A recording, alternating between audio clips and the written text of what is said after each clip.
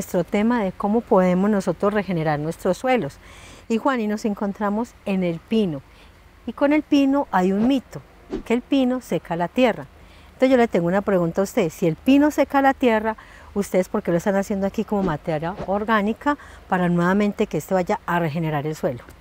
El mito no es del todo mito, es cierto, el pino seca la tierra, pero yo creo que como en todos los mitos uno debe ir al fondo del mito. En realidad no es el pino lo que seca la tierra, el pino tiene una sustancia química que se llama trementina, que es la que produce esa sequedad de la tierra, por decirlo así. La trementina es un compuesto que es tóxico para una parte de la vida de los suelos. ¿Qué es lo que nos descubrimos aquí o lo que se viene haciendo en esta planta? Resulta que la trementina se descompone durante el proceso de compostaje.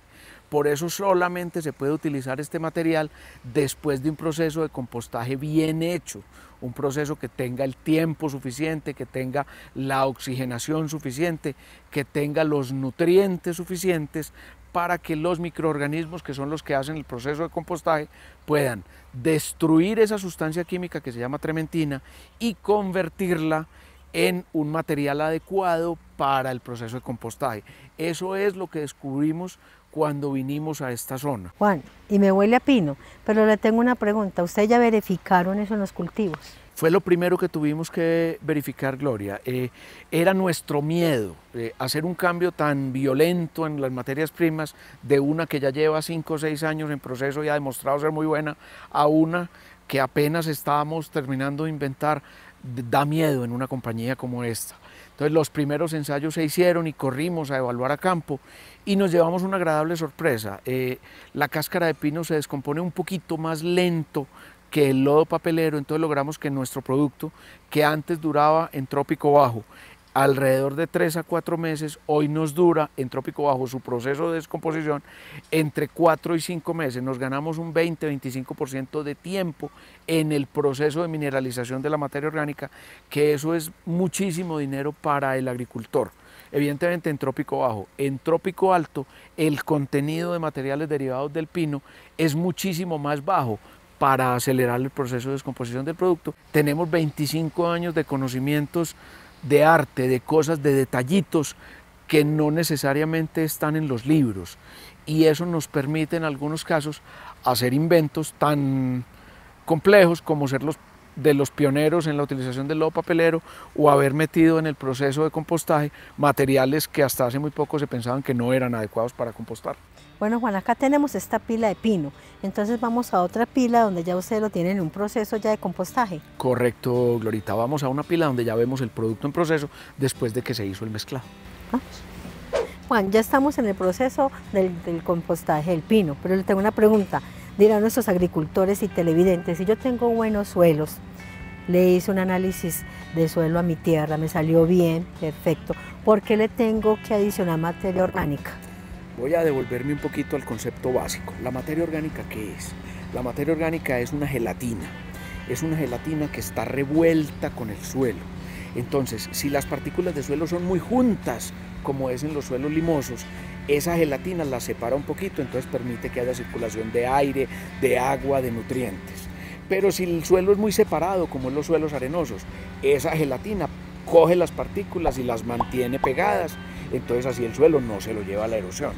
Esa es la función física de la materia orgánica en el suelo.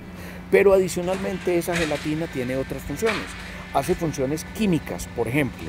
Los nutrientes del suelo se almacenan dentro de esa gelatina y los microorganismos del suelo viven dentro de esa gelatina comiendo de esa gelatina. Entonces esa interacción entre la gelatina, los nutrientes y los organismos permite que los nutrientes se modifiquen. La urea casi no se la comen las plantas. Entonces los microorganismos que viven en la gelatina cogen la urea y la transforman en nitrato o en nitrito, que es lo que comen las plantas. Y ese fenómeno se presenta para casi todos los nutrientes. Esa es la razón por la que los suelos necesitan materia orgánica. Si los suelos todavía tuvieran la materia orgánica que tenían cuando eran selva, no necesitaríamos aplicar materia orgánica. Pero desafortunadamente los humanos venimos haciéndole extracción agrícola a nuestros suelos desde hace muchísimos años Y en todo ese tiempo logramos que las materias orgánicas que en las regiones de, por ejemplo, el oriente de Antioquia eran del 16, 18, 20%, hoy sean del 8, del 9%. Que en la zona de Urabá, que eran del 4, del 5%, hoy sean del 1%. Entonces, por eso nos toca reponer lo que nosotros mismos le quitamos. Aquí les puedo enseñar algunas de las materias primas que nosotros utilizamos. Una de las más importantes para nosotros es este material lo llamamos CLO. CLO es unos restos de alimentos semicompostados, son desechos de alimentación humana. Otra materia prima que tenemos es el lodo papelero, al que hice referencia hace un rato. Juan, entonces aquí tenemos la champiñonaza. Nosotros simplemente mejoramos o modificamos realmente el contenido de carbono del material dependiendo si se va a utilizar en tierra caliente o en tierra fría. La champiñonaza es una excelente materia prima. ¿Cuál es el pecado de la champiñonaza? Que sale con el 65-70% de humedad.